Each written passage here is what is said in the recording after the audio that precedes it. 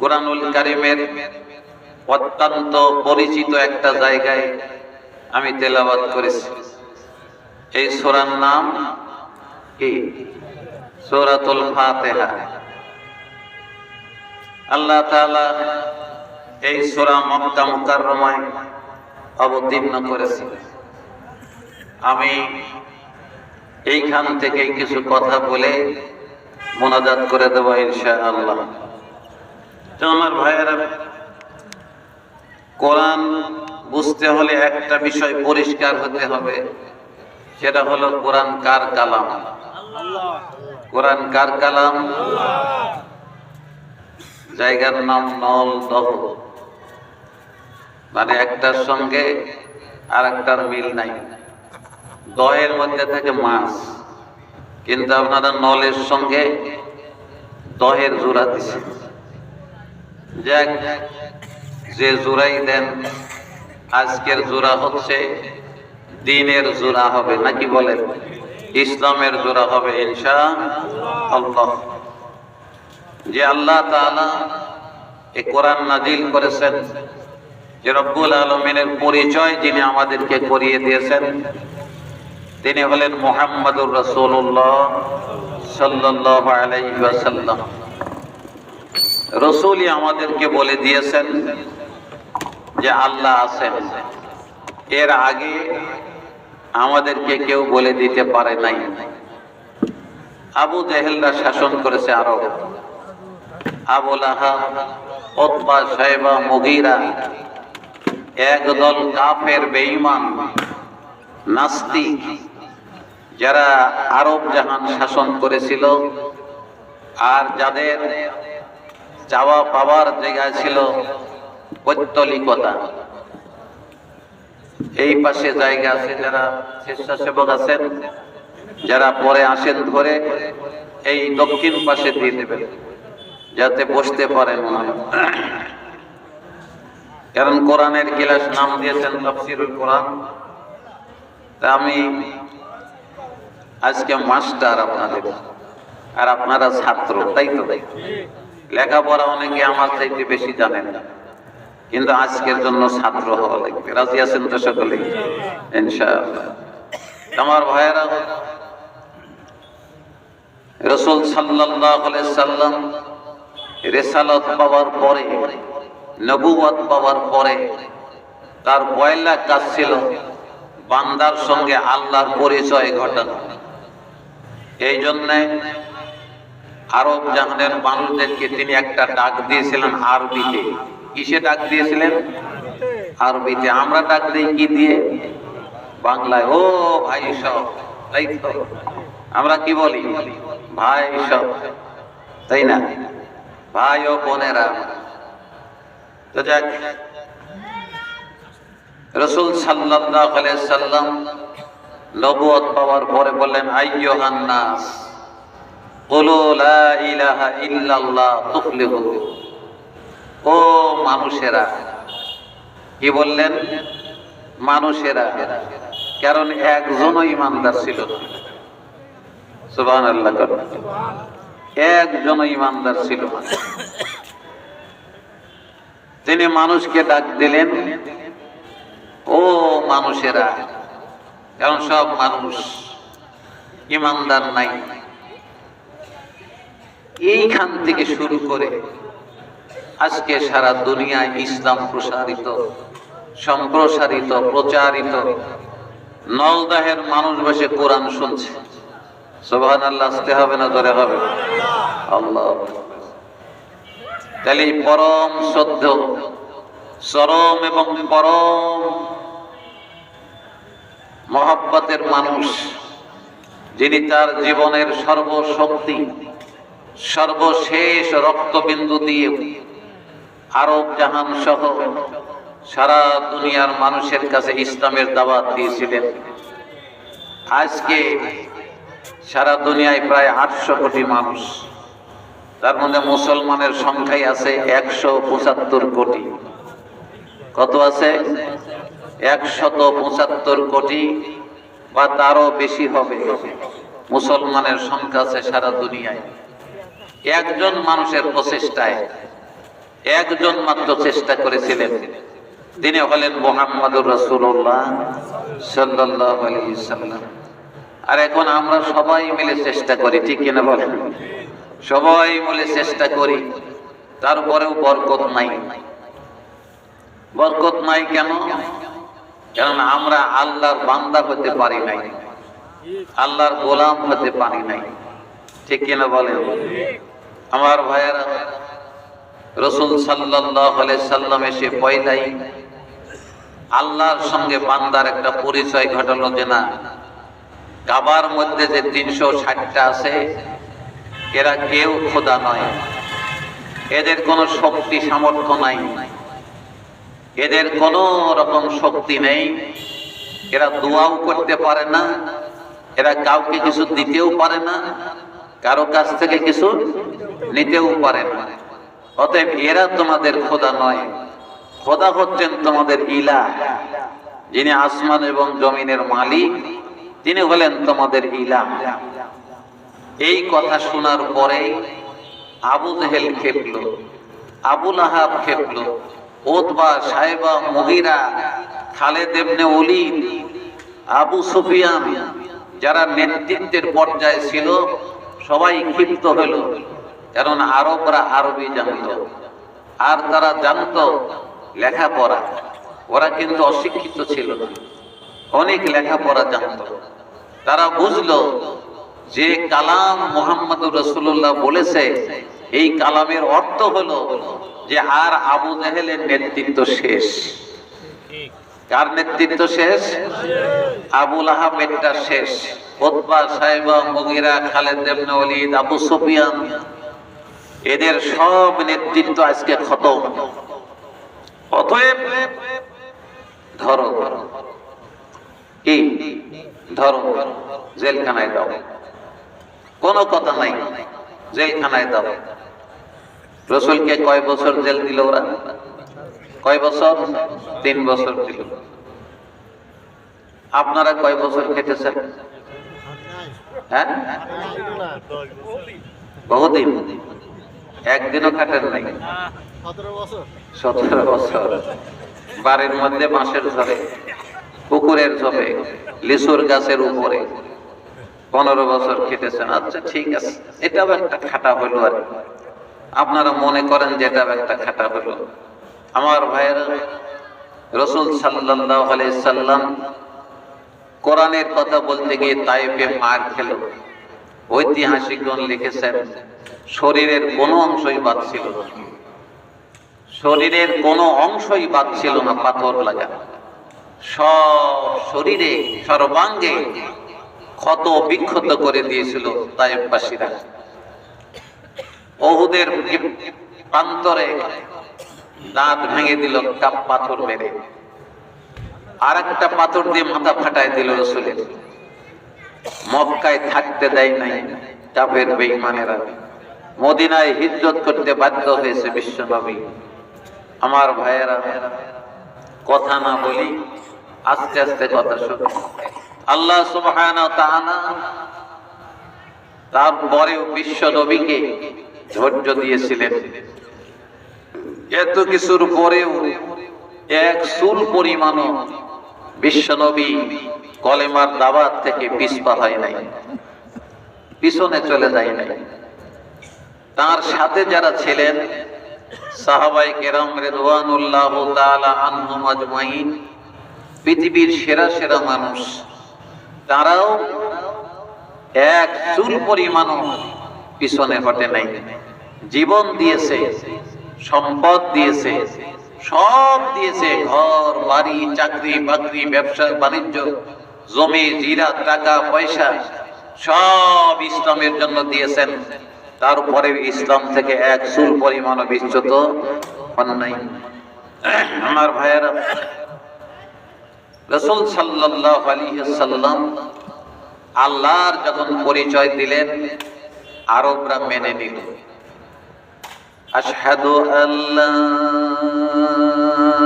ইলাহা ইল্লাল্লাহু ওয়াহদাহু লা শারীকা লাহু আশহাদু আন্না মুহাম্মাদান আবদুহু ওয়া রাসূলুহু। কলেমা পড়ে মুসলমান হয়ে গেল। আমরা কিন্তু বুঝলাম না কি বললাম। আমরা কি বুঝেছি? আমরা বলি লা ইলাহা ইল্লাল্লাহ। অর্থ ধরলে এক একজন এক এক কথা কয়। অর্থটাও বাংলাদেশের মুসলমানরা ঠিক মতো বলতে পারি না আমরা, নলদার মুসলমানেরা। কারণ আমরা কোরআন শরীফ পড়াই জানি না। ঠিক কিনা বলেন? ভুল বললাম? ভুল বলেছে কি? নলদল থেকে গরু বসবাস করে, গরু আপনারা পালেন, গরু থেকে কোরআন শরীফ পড়া জানে? জোরে বলেন, কোরআন শরীফ পড়া জানে? গরু পারে না, আপনারা পারেন? আপনারা পারেন না? একজন বলে না হুজুর। তাহলে কি? তাহলে কি? সমান সমান। তাহলে কি হলো? সমান সমান। আসলে কি আপনারা গরু? কি মানুষ? সমান সমান হলেন কেন? আর কিছুর সমান হতে পারলেন না, গরুর সমান হলেন। আমার ভাইয়েরা, তাহলে আমাদেরকে আল্লাহ মানুষ বানালেন, আমাকে তো গরু বানায় নাই আল্লাহ। মুসলমানের ঘরে জন্ম দিলেন, তারপরেও আমি মুসলমান হতে পারলাম না, ইমানদার হতে পারলাম না, কোরআন শরীফ পড়া শিখলাম না। তাহলে কি কবরে নিয়ে যাবেন বলেন? কবরে নিয়ে যাবেন নাকি? কিছু নিয়ে যাওয়া লাগবে তো নাকি বলেন? যাওয়া লাগবে কিছু নিয়ে। বুকের মধ্যে একটা আয়াতও যদি হয় তাও বুকের মধ্যে নিয়ে যাবেন। আমার ভাইয়েরা, আরবরা কেউ কেউ বলল আল্লাহ নাই। নাউজুবিল্লাহ। জোরে বলেন নাউজুবিল্লাহ। কেউ কেউ বলল আল্লাহ নাই। রাসূল বললেন আল্লাহ আছে। কোরআন আমাদেরকে বলে দেয় আল্লাহ আছে। আরেকটি জিনিস বলে দেয়, জ্ঞান, বিবেক, বুদ্ধি। কয়টা হলো? এই তিনটা আমাদেরকে বলে দেয় যে আল্লাহ আছে। ইমাম আজম আবু হানিফা রাহমাতুল্লাহ আলাইহির জামানায় ইসলামের তখন প্রসার বেশ, কিন্তু ইহুদিরা চরম ভাবে ইসলামের বিরুদ্ধে। আমাদের দেশে মনে হয় নাই, নাকি বলেন? ইসলামের বিরুদ্ধে আছে কত দল, ঠিক নাই? ঠিক কিনা বলেন? কত দল। আমার ভাইয়েরা,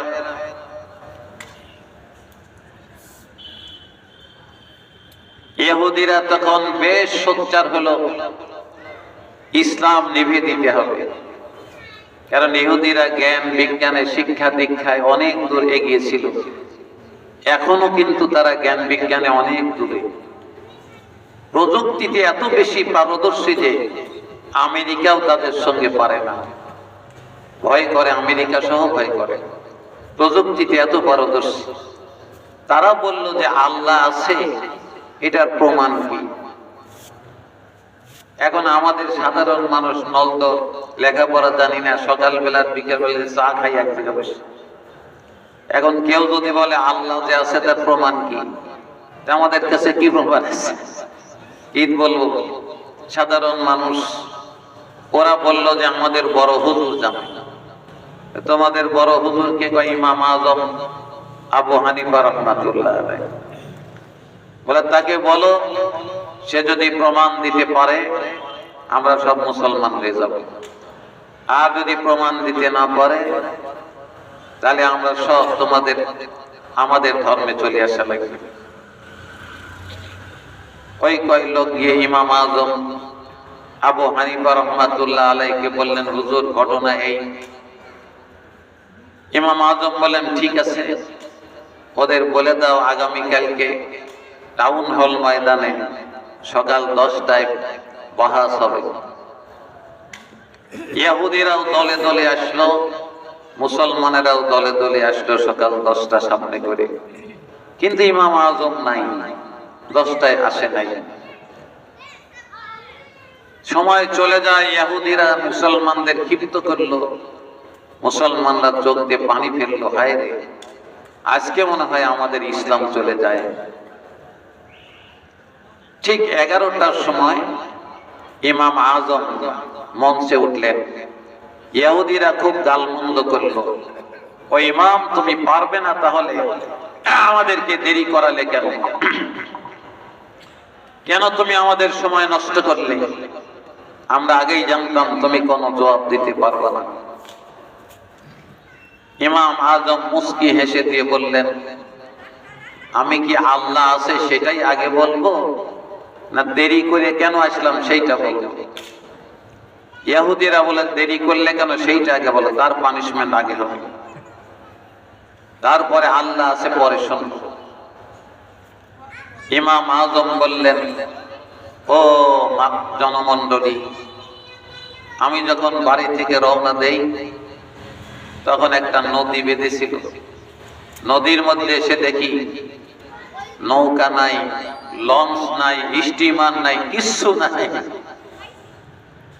আমি পার হব কেমন করে?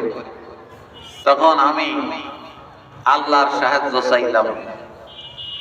তখন হঠাৎ দেখা গেল আমার ডান পাশে একটা মোটা গাছ এমনি চরচরা ফেরে তক্তা হয়ে গেল।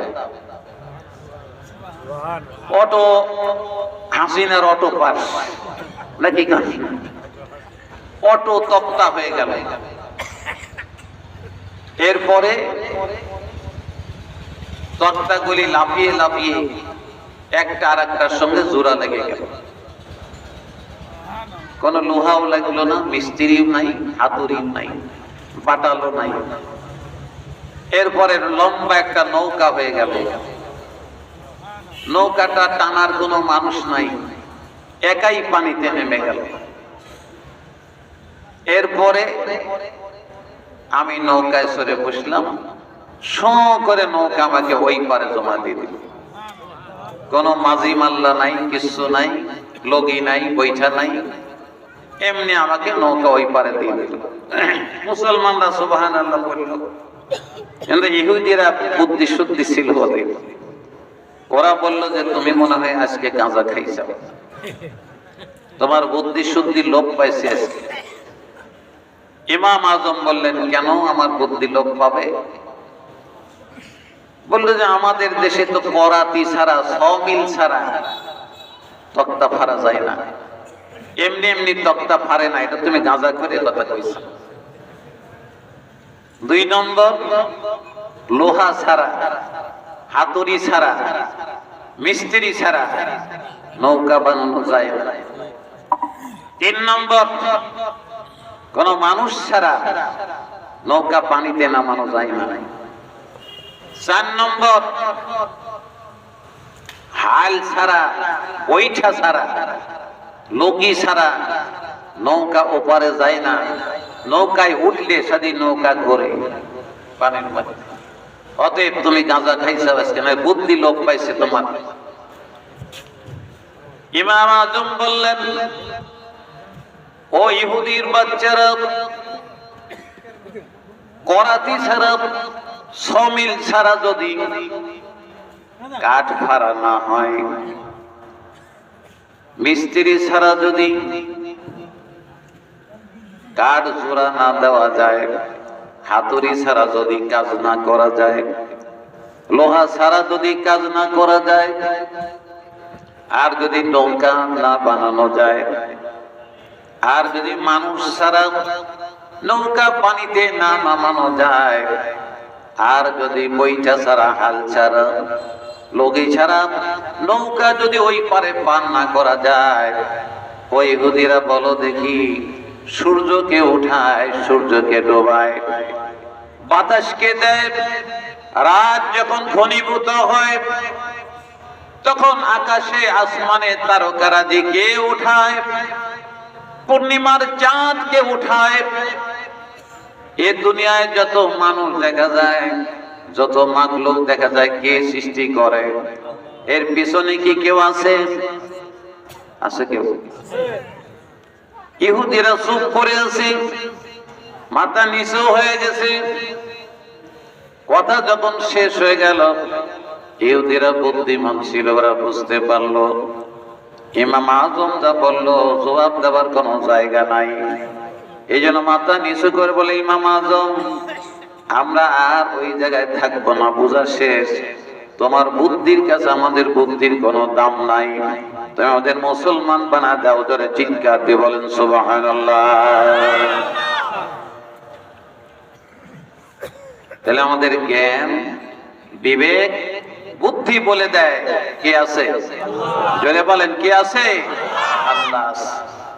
একদিকে রসুল বলে দিলেন, আর একদিকে কোরআন বলে দিলেন, আরেকদিকে আমার বিবেক বুদ্ধি বলে দিল, জ্ঞান বলে দিল আল্লাহ। আমার ভাইয়েরা, এইটা প্রমাণিত সত্য।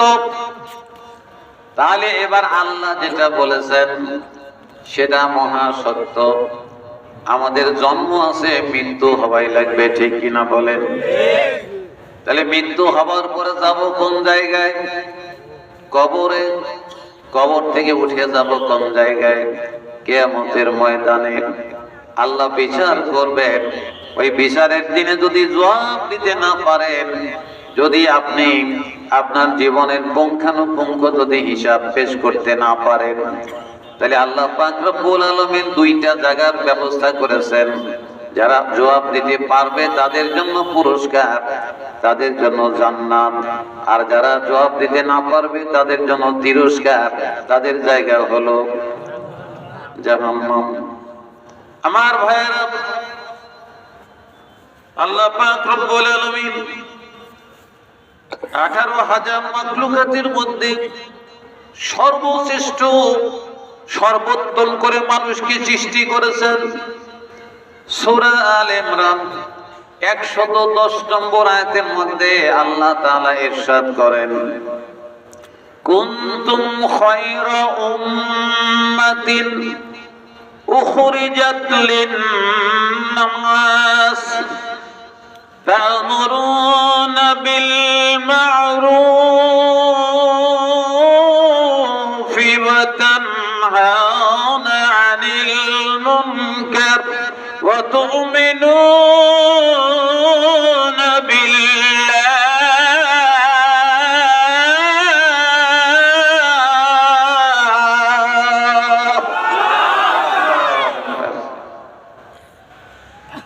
আল্লাহ বলেন নন্দর মানুষেরা হতো পৃথিবীর সেরা মানুষ। ঘোষণা দিলেন কে? আল্লাহ। আসতে বলতেছেন কেন? আল্লাহ। জোরে বলেন কে? আল্লাহ। আল্লাহ হিন্দুদের বলে নাই, খ্রিস্টানদের বলে নাই, ইহুদিদের বলে নাই, নাসারাদের বলে নাই। একমাত্র জাতি মুসলিম জাতি, তাদেরকে বললেন ওরা পৃথিবীর সেরা জাতি। যারা আবার চিৎকার দিয়ে বলেন আলহামদুলিল্লাহ। আমার ভাইয়েরা, আমরা যদি পৃথিবীর সেরা মানুষ হই, তাহলে শুকরিয়া আদায় করব কার? আল্লাহ। শুকরিয়া আদায় করা লাগবে আল্লাহ। আল্লাহ পাক রব্বুল আলামিন এই জন্য কোরআনে কারিমে বললেন, যদি নন্দর সব মানুষ এক জায়গায় হয়, আর যদি তাদের গাছপালা সব কেটে ফেলে দেয়, ওইগুলি দিয়ে যদি কলম বানায়, আর সব পানিগুলি দিয়ে যদি কালি বানায়, তাহলে নন্দর সব পুকুরের পানি নিঃশেষ হবে, গাছপালা বোঝা হয়ে যাবে, আমার প্রশংসা শেষ হবে না। জোরে বলেন ঠিক কিনা? আল্লাহ বললেন, এরই মধ্যে যদি নন্দর কোন মানুষ একটা জায়গায় তেলাওয়াত করে, তাহলে আমার সব প্রশংসা শেষ হবে। সেইটার নাম হলো সূরাতুল ফাতিহা। সেটা হলো আলহামদুলিল্লাহি রাব্বিল আলামিন। আমার ভাইয়েরা, কোরআনে কোরআনে কারিমের মধ্যে 114টা সূরা আছে। 114টা সূরার মধ্যে পয়লা যে সূরা শুরু করা হয়েছে, এই শুরু ফার্সি শব্দ, উর্দু শব্দ। শুরুন শব্দের অর্থ হলো আরম্ভ করা, এটার অর্থ হলো খোলা। এই জন্য আল্লাহ পাক রব্বুল আলামিন এই খোলার আরবি হলো ফাতহুন। এই জন্য আল্লাহ পাক রব্বুল আলামিন এই সূরার নাম দিয়েছেন সূরাতুল ফাতিহা। এই সূরার প্রায় 55টা নাম আছে। কয়টা? একটা মাত্র সূরা 55টার মতো নাম আছে। আর অন্যান্য সূরার একটা নাম। শুধুমাত্র 2টা সূরার 2টা নাম আছে। আর সূরা ফাতিহার নাম 55টা, আরো আছে। সূরা ফাতিহার তাফসীরের মধ্যে অনেক সুন্দর কথা বলা হয়েছে। আল্লাহ পাক রব্বুল আলামিন এই সূরাতুল ফাতিহা যখন নাযিল করেন, সেই সময় ইবলিসের নাম শুনেছেন আপনারা? দেখেছেন? দেখেন নাই? দেখা হয়েছে, কিন্তু আপনি চেনেন নাই, ঠিক কিনা বলেন? বলেন তো কবে দেখা হয়েছে? যেদিন আপনারা নারায়ে তাকবীর দিলেন, পাশে থেকে কয় সার নাকি কি কয়? সার নাকি কি কয়? ও সার কি নন্দ বসে নাকি? এখানে কয়জন কি কয়? নারায়ে তাকবীর কয় 80 নারা। যারা বলে দিল তারা কি নারায়ে তাকবীরের পক্ষে না বিপক্ষে? আল্লাহর পক্ষে না বিপক্ষে? কারণ যারা নারায়ে তাকবীর দিল তার সাথে সাথে কি বলেছিল? আল্লাহু আকবার বলেছিল। ওইটা ওরা মেনে নেয় নাই, ওরা ওই মামুদের খবর দিয়েছিল। জোরে বলেন ঠিক কিনা? দেখেছেন কিন্তু চেনেন নাই। এখন কি চিনিছেন? এখন চেনা গেছে, এখন চেনা গেছে। আমার ভাইয়েরা, ওই ইবলিস বসে বসে কাঁদতেছিল, কান্না করতেছিল। সেই কান্না কি এমন তেমন কান্না নয়, ডুকরে কাঁদা। সব কাঁদা দেখে ছোট ছোট যারা শয়তান ছিল ওরাও কাঁদা শুরু করলো। কয় তোরা কাঁদিস কে? কয় আপনি যে কাঁদেন, আপনি যে কাঁদেন ওই জন্য কাঁদি। কয় আমি তো দুঃখে পড়ে কাঁদতেছি। কয় হুজুর কি দুঃখ? এত কোনদিন তো কাঁদতে দেখি নাই, আজকে কাঁদেন কেন? ইবলিস কয় আল্লাহ সুবহানাহু ওয়া তাআলা। সুবহানাল্লাহ। ইবলিস কি কয়? আল্লাহ সুবহানাহু ওয়া তাআলা। কিতাবের মধ্যে যত জায়গায় দেখবেন ইবলিস যখন বাক্য পেশ করেছে আল্লাহ সম্পর্কে, কোন সময় আল্লাহকে অপমান সূচক শব্দ ব্যবহার করে নাই। অনেক সম্মান দিয়ে কথা বলেছেন আল্লাহ সুবহানাহু ওয়া তাআলা। আজকে এমন একটা সূরা নাযিল করেছেন, যেই সূরা নাযিল করার কারণে নন্দর সব মানুষ জান্নাতে চলে যাবে। আমি ঠেকাতে পারলাম না, আমি ঠেকাতে পারলাম না রে। বলে কেন ঠেকাতে পারবেন না? আপনার তো অনেক শক্তি। শক্তি থাকলে কি হবে? আমার শক্তি দিয়ে গুনাহ করাই, একটা গুনাহ পাপ করাই, একটা মাত্র গুনাহ লেখে ফেরেশতারা। কয়টা লেখে? একবার নামাজ ফেল করলে কয়টা গুনাহ লেখে? একটা গুনাহ লেখে। কিন্তু এমন একটা সূরা আজকে আল্লাহ নাযিল করেছেন, যেই সূরা যদি একবার তেলাওয়াত করে, এক খতম কোরআন শরীফ পড়ার সওয়াব তার আমল নামায় লেখা হয়। 6666টি আয়াত পড়লে যত নেকি হয়, সূরা ফাতিহা পড়লে ততগুলি নেকি তার আমল নামায় লেখা হয়।